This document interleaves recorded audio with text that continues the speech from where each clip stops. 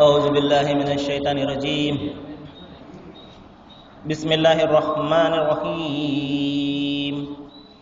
إنا أنزلناه في ليلة القدر وما أدراك ما ليلة القدر ليلة القدر خير من ألف شهر تنزل الملائكة والروح فيها بإذن ربهم من كل أمر سلام هي حتى مطلع الفجر.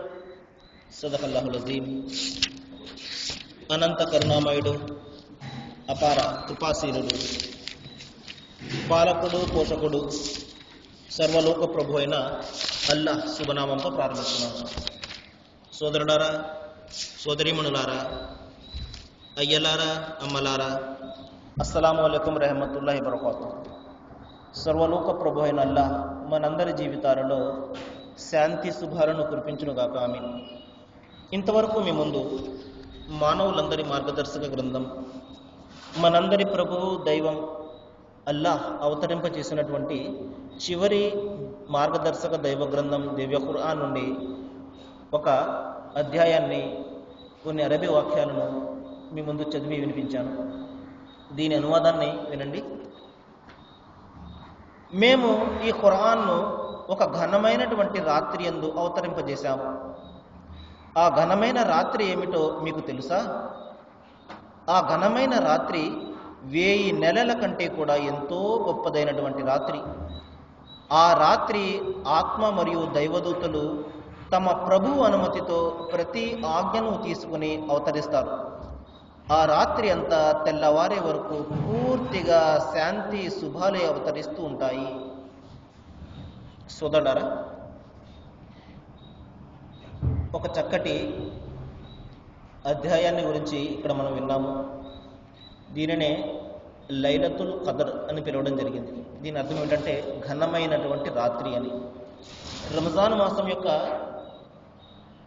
విశిష్టతలో అనేక అంశాలు ఉన్నాయి. ఆ అనేక అంశాలలో అతి ముఖ్యమైనటువంటి అంశం ఏమిటంటే ఈ లైలతుల్ ఖదర్ అనే రాత్రి. దీని ప్రాముఖ్యత, ప్రాశస్త్యత ఏమిటి అంటే, దైవము అంతిమ దైవ గ్రంథం ఖురాన్ను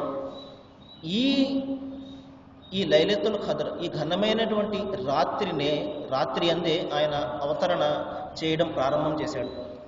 అంటే దైవము ఈ రాత్రి నుండే అంతిమ దైవ గ్రంథం అవతరణ ప్రారంభమైనది. ప్రవక్త ముహమ్మద్ సల్లల్లాహు అలైహి వసల్లం వద్దకు కొంతమంది శిష్యులు వచ్చి ఈ విధంగా ప్రశ్నించారు. ఓ ప్రవక్త, మాకంటే ముందు గతించినటువంటి ప్రజలు మరి చాలా ఎక్కువ ఏళ్ళు బతికారు. మరి వారు అనేక సంవత్సరాలు దైవారాధన చేసుకుని ఎన్నో పుణ్యాలను సంపాదించారు. మరి మా కాలంలో మరి చాలా తక్కువైనటువంటి జీవితకాలం, మహాబ్రతికితే 100 సంవత్సరాలు. మరి ఏ విధంగా దైవారాధన, మరి వారు ఎక్కువగా పుణ్యాలు చేసుకున్నారు దైవారాధన చేసి, మరి మాకు తక్కువ జీవితకాలం వస్తుంది, మరి ఎలాగంటే ప్రవక్త ముహమ్మద్ సల్లల్లాహు అలైహి వసల్లం చెప్పారు, విశ్వప్రభువు కారుణ్యమూర్తి దైవము మరి మానవాళికి ప్రతి సంవత్సరం కూడా ఒక గొప్పదైనటువంటి అవకాశాన్ని కల్పించాడు. అదే ఈ లైలతుల్ ఖదర్, ఘనమైనటువంటి రాత్రి.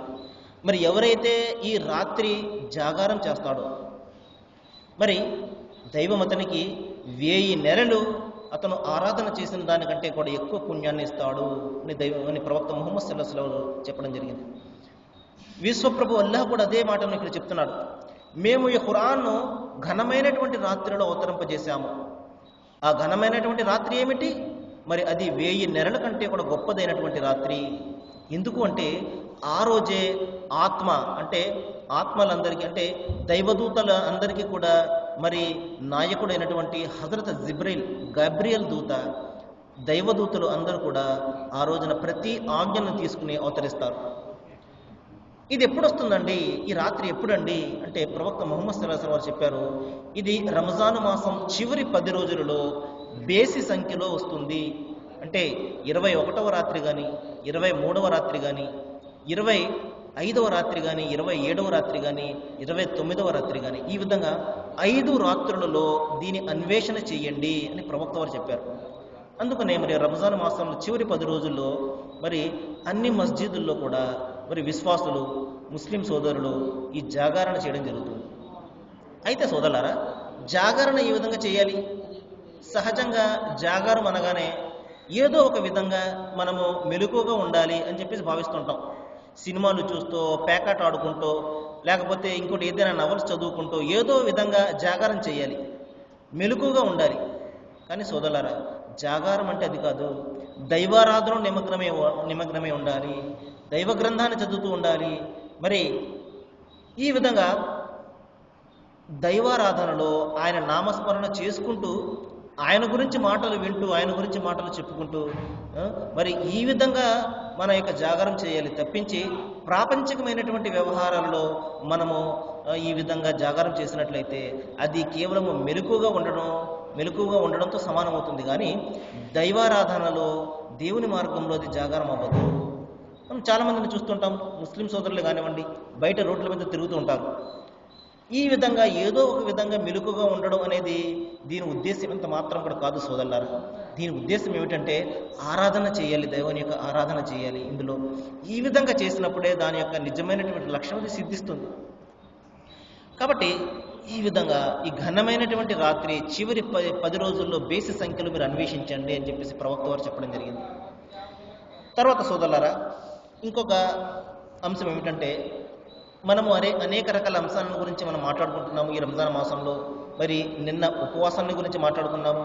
ఉపవాసము దైవము విధిగా చేశాడు అందరికీ కూడా. ఎందుకంటే ఆయన ఇచ్చినటువంటి ఈ అనుగ్రహానికి మరి ఆయన తన గ్రంథాన్ని పంపించి మనకు మార్గదర్శకత్వాన్ని నేర్పాడు, తన ప్రవక్తను పంపించాడు. మరి కృతజ్ఞతగా మనము ఆయన కోసం ఉపవాసం ఉండడము అదొక ఆరాధన. ఇంకొకటి ఏంటంటే ప్రధానంగా సోదరులారా, సహజంగా మనిషి శారీరక సంబంధమైనటువంటి ఆరాధనలు చాలా చేస్తాడు. అది ప్రార్థనలు కానివ్వండి, నమాజ్ రూపంలో కానివ్వండి, వేరే విధంగా అతను శారీరక సంబంధ ఆరాధనలు చాలా చేస్తాడు. కానీ సోదరులారా, ఆరాధన అంటే కేవలం శరీరంతోనే కాదు, మన ధనంతో కూడా ఆరాధన చేయాలి. సహజంగా మనిషి ధనాన్ని ఖర్చు పెట్టడానికి ఎంత మాత్రం కూడా ఇష్టపడడు, అంగీకరించడు. ఎంతో కష్టపడి సంపాదిస్తున్నటువంటి ధనము వేరొకరికి ఇవ్వడము అది చాలా బాధగా అనిపిస్తుంటుంది. కానీ విశ్వప్రభు దైవం చెప్తున్నాడు, మీరు అమితంగా ఇష్టపడే మీ ధనాన్ని దేవుని మార్గంలో ఖర్చు పెట్టనంత వరకు మీరు విశ్వాస స్థాయికి చేరుకోలేరు అంటున్నాడు. లన్ తనాలుల్ బిర్ర హత్తా తున్ఫికు మిమ్మా తుహిబ్బూన్. కాబట్టి మీరు ఎంతగానో ఇష్టపడే ధనాన్ని దేవుని మార్గంలో ఖర్చు పెట్టండి. ఇక్కడ ఒక సమస్య, దేవుని మార్గం అంటే ఏమిటండి సోదరులారా? దేవుని మార్గం అంటే మానవ సేవే దైవ సేవ.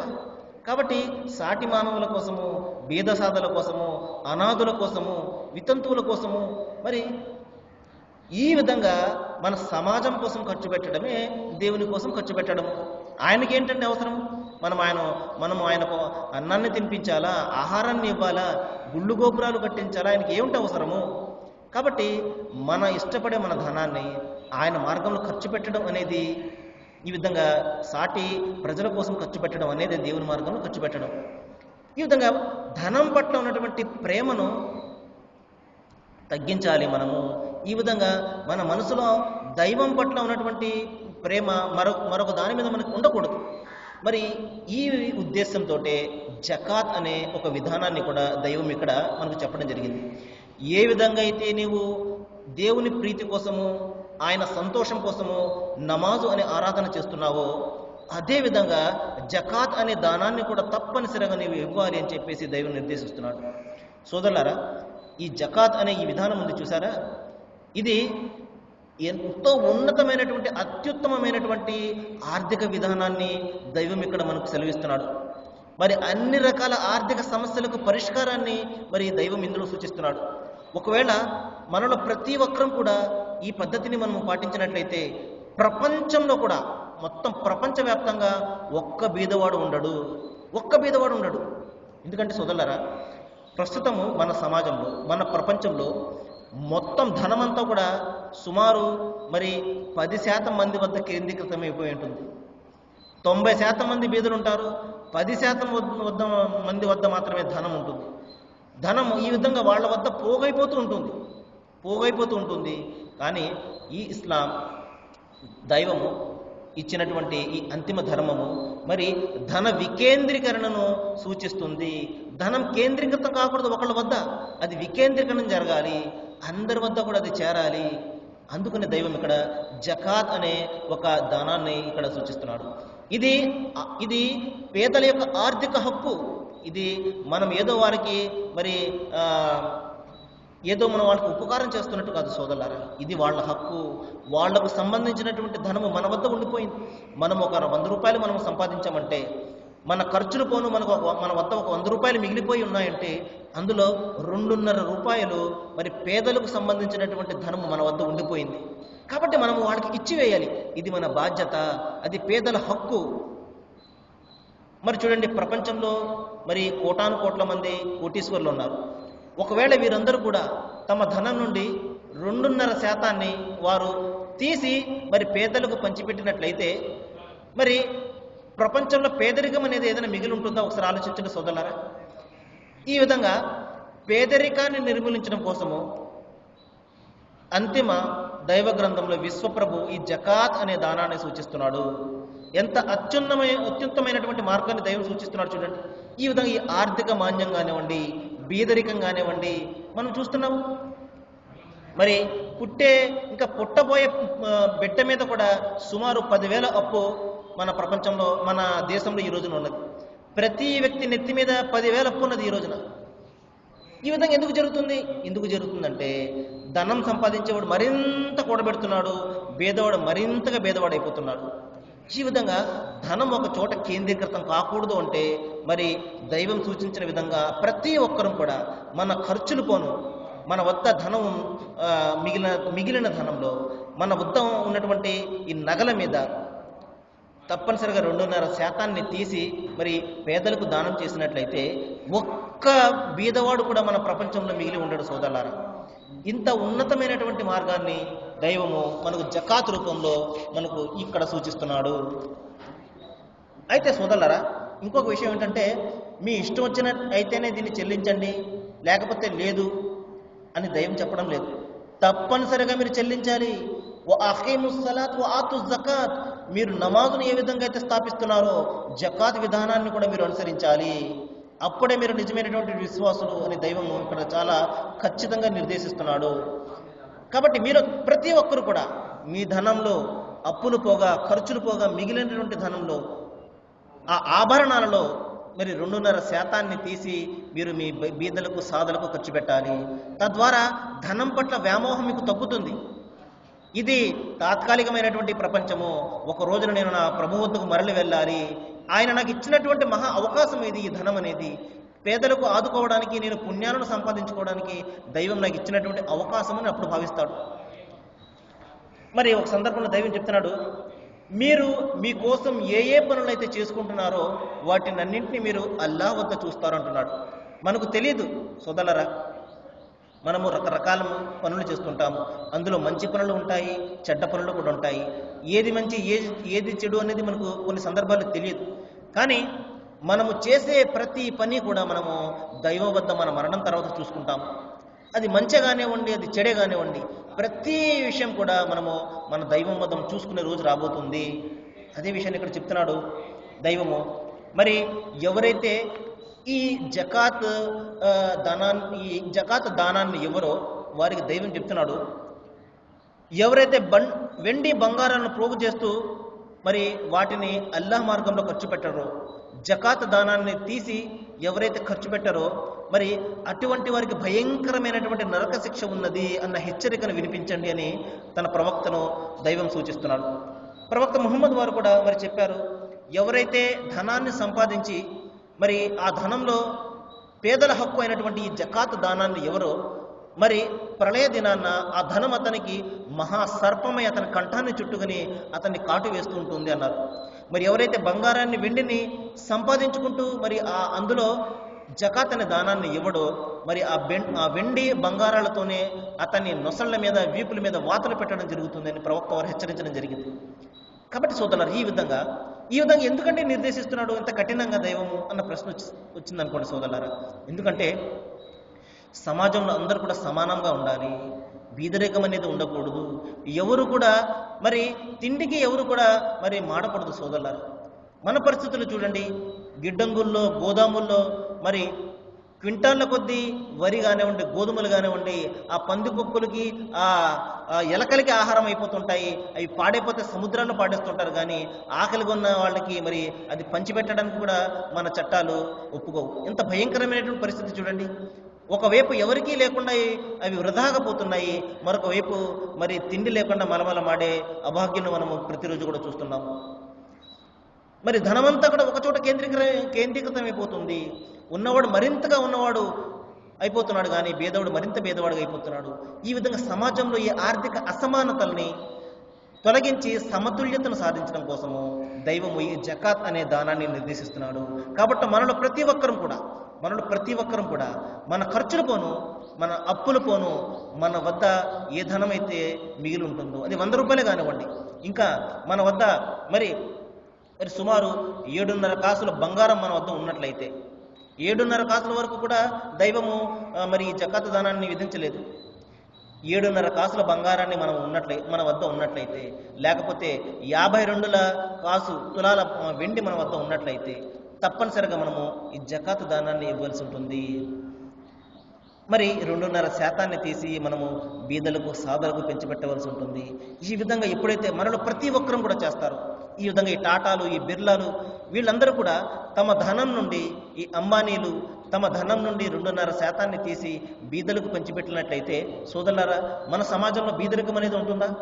తిండి లేకుండా అభాగ్యులు ఈ విధంగా మరి తిండి కోసము వారు మలమల మార్చే అవకాశం ఉంటుందా? కాబట్టి ఈ విధంగా సమాజంలో సమతుల్యత కోసము అందరం కూడా మరి శాంతిగా ఉండాలని ఈ విధంగా దైవము ఈ జకాత్ అనే దానాన్ని నిర్దేశిస్తున్నాడు. మరొక సందర్భంలో దైవం చెప్తున్నాడు, మీరు ఏం ఖర్చు చేసినా ఏమి చేసినా దైవము ఆయన తెలుసుకుంటాడు. కాబట్టి మనము ప్రజల కోసం చేయనవసరం లేదు సోదరులారా. ప్రజలు మనల్ని గొప్ప దానకుడిని కీర్తించడం కోసమో, లేకపోతే మరి మన ఫోటో పేపర్లో రావాలనో మనం ఎంత మాత్రం కూడా చేయనవసరం లేదు. మనము చేసే పనికి ఆ పైవాడు మరి సంతోషిస్తే మనకు అదే చాలు. ఆ నరక శిక్ష నుండి మనల్ని తప్పిస్తే అదే చాలు. కాబట్టి మనము చేసే పని కేవలం ఆయన కోసం మాత్రమే ఉండాలి. మరి ఈ ధన సహాయానికి ఎవరండి అర్హులు? ఎందుకంటే ప్రస్తుత సమాజంలో ఈ భిక్షాటన అనేది మరి కేవలము అర్హత లేని వారు కూడా అది ఈ విధంగా భిక్షాటన చేయడం మనం చూస్తూనే ఉంటాం. మరి చాలా ఆరోగ్యపరంగా చాలా బాగుంటారు, కానీ సోమరితనంతో ఈ విధంగా భిక్షాటన చేయడం మనం రోజు చూస్తూనే ఉంటాం. ప్రవక్త ముహమ్మద్ సల్లల్లాహు అలైహి వసల్లం చెప్పారు, ఇటువంటి వారికి మీరు ఇచ్చి వారిని మరింతగా పాడు చేయకండి అంటున్నాడు. ఇంకా ప్రవక్త వారు చెప్పారు, దైవము నిరపేక్షపరుడు, మరి ఆయన తన దాసులు మరొకరు ముందు చేయి చాపడాన్ని ఆయన ఎంత మాత్రం ఇష్టపడడు అన్నారు. కాబట్టి మనం ఒకరి ముందు చేయి చాపడం అనే పరిస్థితి మనకి ఎంత మాత్రం కూడా రాకూడదు సోదరులారా. కాబట్టి నిజమైనటువంటి హక్కుదారులను మనం చూడాలి. చాలా బీదలు, చాలా సహజంగా బీద సాధలు మరి ఎవరైతే ఆత్మగౌరవం కల వాళ్ళు ఉంటారో వాళ్ళు పరుల ముందు చేయి చాపరు. అటువంటి వారిని మనము వెతికి వారికి ధన సహాయాన్ని చేసినట్లయితే అది చాలా పుణ్యాన్ని మనకు ప్రసాదిస్తుంది. ఇటువంటి వారిని ప్రవక్త వారు మిస్కీన్ అని పిలవడం జరిగింది. వీళ్ళు ఎవరంటే చూడడానికి చాలా బాగా కనబడతారు, ఏమాత్రం కూడా అవసరము ఉన్న వరకు కనబడరు, కానీ చాలా అవసరమై ఉంటారు. తినడానికి తిండి కూడా ఉండదు, కానీ పైకి మాత్రం ఎవరికి కూడా చెప్పుకోలేరు, ఎవరి వద్ద చేయి చాపరు. ఇటువంటి వారిని మన సమాజంలో మనము వెతికి వారిని పట్టుకుని వారికి ధన సహాయాన్ని మనం చేసినట్లయితే, వారిని మనం ఆదుకున్నట్లయితే మరి అది నిజమైనటువంటి పుణ్యాన్ని మనకు ప్రసాదిస్తుంది. ఈ విధంగా ఎవరైతే హక్కుదారులో వారికి మనం ఇవ్వాలి. కానీ మనం సమాజంలో మనం చూస్తున్నాము, ఏ మాత్రం కూడా అవసరం లేకపోయినా సోమరితనంతో పని పాటు లేకుండా మరి ఈ విధంగా భిక్షాటన చేయడము, ఈ విధంగా ఒక వృత్తిగా దాన్ని వాళ్ళు చేయడము, వృత్తిగా వాళ్ళు దాన్ని తీసుకోవడం మనం చూస్తున్నాం. అంటే అటువంటి వారి గురించి దైవం ఇక్కడ చెప్పడం లేదు. ఎవరైతే నిజమైనటువంటి హక్కుదారులో, ఎవరైతే నిజంగా అవసరం గలవారో వారికి మాత్రమే మనం ధన సహాయం చేయవలసి ఉంటుంది. దైవం చెప్తున్నాడు, ఎవరైతే తమ సిరి సంపదలను రేయింబవుళ్ళు రహస్యంగా మరియు బహిరంగంగా ఖర్చు చేస్తారో మరి అటువంటి వారి కొరకు గొప్ప పుణ్య ఫలాన్ని నేను దాచిపెట్టాను అంటున్నాడు. కాబట్టి కొన్ని దాన ధర్మాలు మనము బహిరంగంగా కూడా చేయాలి, కొన్ని దాన ధర్మాలు మనము రహస్యంగా కూడా చేయాలి. బహిరంగంగా ఎందుకు చేయాలంటే మనల్ని చూసి ఇతరులు కూడా నేర్చుకోవాలి. అరే, అతను తన ధనంలో మరి కొంత తీసి దానం చేస్తున్నాడే, నేను కూడా చేయలేని అతనికి ఇన్స్పిరేషన్గా మనము కొన్ని దానాలు బహిరంగంగా కూడా చేయాలి. మరి ఎక్కువగా చాలా సీక్రెట్గా ఎవరికి కూడా తెలియకుండా కూడా చేయాలి. ప్రవక్త ముహమ్మద్ వారు చెప్పారు ఒక ప్రవచనంలో, ఎవరైతే కుడి చేతితో చేసినటువంటి దానం ఎడమ చేతికి తెలియకుండా ఎవడైతే చేస్తాడో మరి అటువంటి వ్యక్తికి దైవము పరలోకాన ప్రళయ దినాన్న తన సింహాసనం కింద చోటును ప్రసాదిస్తాడు అని ప్రవక్త వారు శుభవార్తనిచ్చారు. కాబట్టి ఈ విధంగా సీక్రెట్గా రహస్యంగా కూడా మనం చేయవలసి ఉంటుంది, కొన్ని సందర్భాల్లో బహిరంగంగా కూడా మనము చేయవలసి ఉంటుంది. మరి మరొక సందర్భంలో దైవం చెప్తున్నాడు, మీరు అల్లాహ్ను ఆయన ప్రవక్తను మీరు విశ్వసించండి, మిమ్మల్ని ఏ సంపదలకైతే ఆయన వారసులుగా చేశారో అందులో మిమ్మల్ని మీరు ఖర్చు చేయండి అంటున్నాడు. సోదరులారా, మనం ప్రధానంగా విషయాన్ని ఇక్కడ గమనించాలి. అదేమిటంటే మనం సంపాదించే ధనం కానివ్వండి, మన ఐశ్వర్యం కానివ్వండి, ఇది మన శక్తి సామర్థ్యాలు మన తెలివితేటలు చూసే దైవం మనకు ప్రసాదించలేదు సోదరులారా. ఇది ఆయన కరుణ, ఆయన ఎవరికి తలస్తాడో ఆయనకు ప్రసాదిస్తాడు. ఇది మనలను మార్చుకోవడానికి, మనల్ని ఒక మంచి దైవభక్తులుగా మార్చుకోవడానికి ఆయన ఇచ్చినటువంటి ఒక అవకాశంగా మనం భావించాలి. ఆయన ప్రసాదించినటువంటి ధనంలో ఇతరులకు ఖర్చు చేస్తూ మనము ఆయన యొక్క కృపను పొందే విధంగా మనము ప్రయత్నం చేయాలి. దానికోసమే దైవము ఈ విధంగా కొంతమందికి ఎక్కువగా ధనాన్ని ప్రసాదిస్తాడు, మరి కొంతమందికి తక్కువగా ధనాన్ని ప్రసాదిస్తాడు. కాబట్టి ఇక్కడ మనము ఆ పరలోకాన్ని గురించి ఆలోచిస్తూ అక్కడ మంచి ఇల్లును కట్టుకునే ప్రయత్నం మనం ఇక్కడ చేయాలి. అక్కడ మంచి ముగింపును మనము తయారు చేసుకునే ప్రయత్నం మనం చేయాలి. దానికి దైవము మనకి ఇచ్చినటువంటి ఈ సంపద అనేది ఒక మంచి అవకాశం. కాబట్టి ఈ అవకాశాన్ని మనం ఉపయోగించుకొని మనము మన పరలోక జీవితాన్ని మంచి పరలోక జీవితాన్ని పొందే విధంగా దాన్ని మనము మరల్చుకోవాలి, దాన్ని మనం మార్చుకోవాలి. ఈ విధంగా సోదరులారా, దైవ మార్గంలో మరి నమాజ్ ఆరాధన అనేది ఎంత ముఖ్యమైనటువంటి విషయమో అదేవిధంగా ధన సంబంధమైనటువంటి ఈ ఆరాధన కూడా, ఈ జకాత్ అనే దానం కూడా అంతే ముఖ్యమైనటువంటి విషయం. సరే సోదరులారా, మరికొన్ని విషయాలు మనం తర్వాత మాట్లాడుకోవడానికి ప్రయత్నం చేద్దాము. దైవాన్ని నేను ప్రార్థిస్తున్నాను, ఏ విషయాలైతే ఇక్కడ మనం వింటున్నామో అంతిమ దైవగ్రంథం ఖురాన్ నుండి వీటి మీద మనం ఇంకా బాగా ఆలోచన చేయాలని, ఆచరణ చేయాలని, వీటినన్నింటినీ కూడా మనము మన జీవితాల్లో మనం అనువర్తింపజేసుకుని అమలు చేసుకుని మరి నిజమైనటువంటి దైవ విశ్వాసులుగా మారే విధంగా దైవం మనందరి మనస్సులను ఆయన విప్పాలని, జ్ఞానాన్ని ప్రసాదించాలని నేను వేడుకుంటూ, దైవం అందరికీ కూడా మంచిని ప్రసాదించాలని నేను ప్రార్థిస్తూ ముగిస్తున్నాను. వాఖిరు దవానా అనిల్ హమ్దులిల్లాహి రబ్బిల్ ఆలమీన్. అస్సలాము అలైకుం.